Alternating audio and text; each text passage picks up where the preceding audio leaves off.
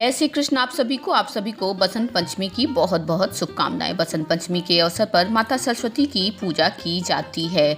विद्यार्थियों के लिए ये पूजा विशेष महत्व रखता है। आज के वीडियो में हम जानेंगे कि बसंत पंचमी के अवसर पर सरस्वती माँ की पूजा बहुत ही सरल विधि से कैसे कर सके।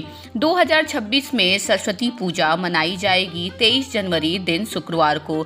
बात करें पूजा के शुभ मुहूर्त का, तो पूजा का शुभ मुहूर्त होगा सुबह के 7:13 से लेकर के दोपहर के 12:33 तक। तो इस अवधि के अंदर हमें पूजा कर लेनी है। वीडियो में जो पूजा आपको दिखाई जा रही है, इस पूजा को आप अपने घर के मंदिर में भी कर सकते हैं और इस प्रकार से आप पाटा बिछा करके विशेष स्थान दे करके भी कर सकते हैं। तो चलिए वीडियो की शुरुआत करते हैं। तो जिस भी स्थान पर आप पूजा करेंगे उस स्थान को अच्छे से पवित्र कर लेंगे और उसके ऊपर इस तरीके से हम पीले रंग का कपड़ा बिछा लेंगे, क्योंकि पीला रंग जो है माता सरस्वती को बहुत ही प्रिय है। अगर पीले रंग का कपड़ा नहीं हो तो आप सफ़ेद वस्त्र भी बिछा सकते हैं, क्योंकि सफ़ेद वस्त्र जो है, सफ़ेद कपड़ा जो है, वो भी माता सरस्वती को अति प्रिय है। इसके बाद जो हमने अपना आसन बिछा दिया है उस पर हम अब पुष्प का आसन दे देंगे। आप चाहें तो अनाज का आसन भी दे सकते हैं, चावल का आसन भी दे सकते हैं। तो यहाँ पर हमने आसन बिछा लिया और माता सरस्वती के छवि को विराजित कर दिया। आपके पास विग्रह है तो विग्रह को भी विराजित कर सकते हैं। साथ ही हम यहाँ पर भगवान श्री गणेश को भी विराजित कर लेंगे, क्योंकि ऐसी मान्यता होती है कि उनके बिना पूजा अधूरी रह जाती है। कलश स्थापना का विशेष महत्व, अगर आप कलश स्थापना कर रहे हैं तो ठीक है, नहीं तो आप बिना कलश स्थापना के भी इस पूजा को कर सकते हैं। तो यहाँ पर हमने कलश में जल भर लिया है, गंगा जल मिश्रित कर लिया है, कंठ पर मौली बांध ली है और यहाँ पर हमने टीक भी लिया है। आप चाहें तो स्वास्तिक भी बना सकते हैं। 5 पल्लव आम के आप डालिए या फिर अशोका के डाल सकते हैं, 7 भी डाल सकते हैं, 11 भी डाल सकते हैं, उसे भी टीक लीजिएगा। और उसके ऊपर पूर्ण पात्र हम रखेंगे, एक चावल से भरा हुआ कटोरा या प्लेट जो भी है उसके ऊपर हम रख देंगे। आप चाहें तो चावल को पीले रंग से रंग भी सकते हैं। उससे पहले हम इसमें सिक्का, सुपारी, लौंग, इलायची, हल्दी की गांठ भी डाल देंगे। उसके बाद इस पे हम जो पात्र हमने चावल का है वो पूर्ण रूप से भर करके इसके ऊपर हम रख लेंगे। इसके बाद इसे हम माता के दाएं तरफ रख देंगे और अपने बाएं तरफ रख देंगे। तो इस तरीके से यहाँ पर हमारी कलश स्थापना जो है वो लगभग हो गई है।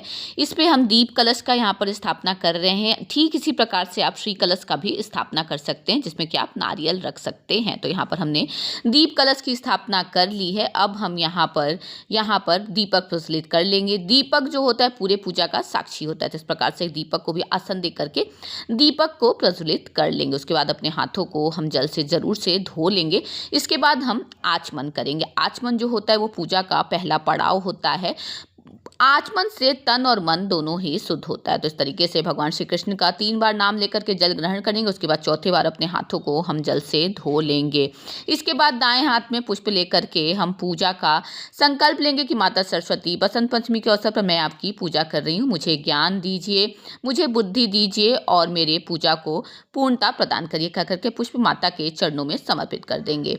उसके बाद सांकेतिक रूप से सभी देवतागण को स्नान करा देंगे। उसके बाद हम यहाँ पर भगवान श्री गणेश को, माता सरस्वती को, सभी को वस्त्र स्वरूपी कलावा समर्पित कर देंगे। यहाँ पर आप चाहें तो माता सरस्वती को पीले रंग की चुन्नी भी उड़ा सकते हैं। तो यहाँ पर हमने वस्त्र स्वरूपी कलावा समर्पित कर दिया है। भगवान श्री गणेश को साथ में जनेऊ भी समर्पित कर दिया है। उसके बाद हम तिलक लगा देंगे। चंदन, हल्दी, रोली, कुमकुम, इन सब चीज़ों का तिलक हम आज के दिन माता सरस्वती को लगाएंगे। सबसे पहले हम भगवान श्री गणेश को तिलक कर देंगे। उसके बाद माता सरस्वती को रोली, कुमकुम, हल्दी सभी का तिलक कर देंगे। साथ ही हम चंदन का तिलक भी अवश्य से करेंगे, क्योंकि चंदन का तिलक माता को बहुत ही प्रिय है। उसके बाद हम यहाँ पर सभी देवतागण को इत्र लगा देंगे। इत्र की खुशबू से देवतागण अति शीघ्र रीझते हैं। उसके बाद भगवान श्री गणेश को दुर्वा समर्पित करेंगे, साथ ही पुष्प समर्पित करेंगे। उसके बाद माता सरस्वती को हम पीले रंग के पुष्प समर्पित करेंगे, क्योंकि पीले रंग के पुष्प माता को बहुत ही प्रिय हैं। आप चाहें तो गुलाब के पुष्प भी समर्पित कर सकते हैं। साथ ही हम अपने पुस्तक को भी आज के दिन चढ़ा देंगे।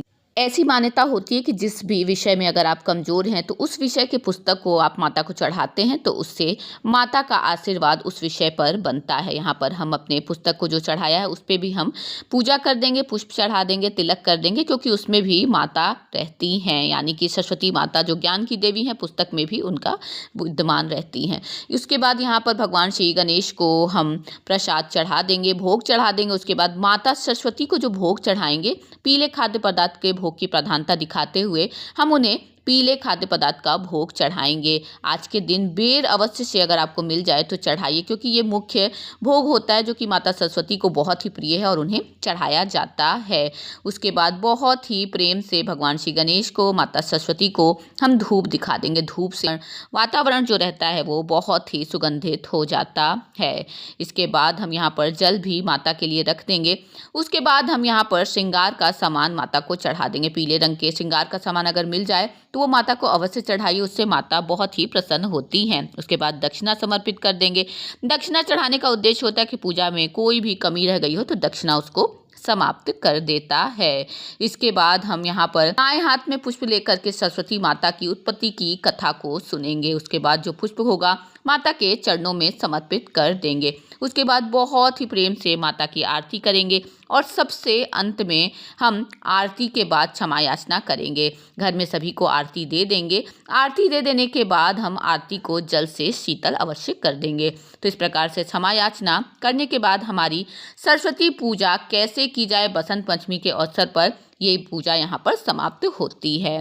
फ्रेंड्स, आशा करती हूँ आपको मेरा ये वीडियो पसंद आया होगा। अगर आपको मेरा ये वीडियो पसंद आया होगा तो प्लीज़ दोस्तों मेरे चैनल को लाइक करिए और सब्सक्राइब करिए और लोगों तक शेयर करिए, ताकि ये बहुत ही इम्पॉर्टेंट वीडियो और लोगों तक भी पहुँच सके। यहाँ मैं आपको बता दूँ कि चौकी जो है ये अगले दिन ही उठेगी। जो यहाँ पर दक्षिणा जो था ये आप पंडित जी को दान कर दीजिएगा। श्रृंगार का सामान आप खुद के लिए भी रख सकते हैं या फिर आप इसे ब्राह्मणी को दान कर सकते हैं। कलश का जो जल था ये क्यारियों में डाल दीजिएगा और जो इसके ऊपर चावल है या तो इसमें और चावल की मात्रा मिला करके पंडित जी को दान कर सकते हैं या फिर अपने अन्न के भंडार जहाँ पे रखते हैं उसमें इसे मिक्स कर सकते हैं। तो यहाँ पर मैंने आपको बता भी दिया है कि आपको बसंत पंचमी के अवसर पर सरस्वती पूजा कैसे करनी है और चौकी कब उठानी है। तो फ्रेंड्स, अगर आपको मेरा वीडियो ज़रा भी हेल्पफुल लगा हो तो प्लीज़ दोस्तों मेरे चैनल को लाइक करिए, सब्सक्राइब करिए। जय श्री कृष्ण आप सभी को। जय सरस्वती माता की।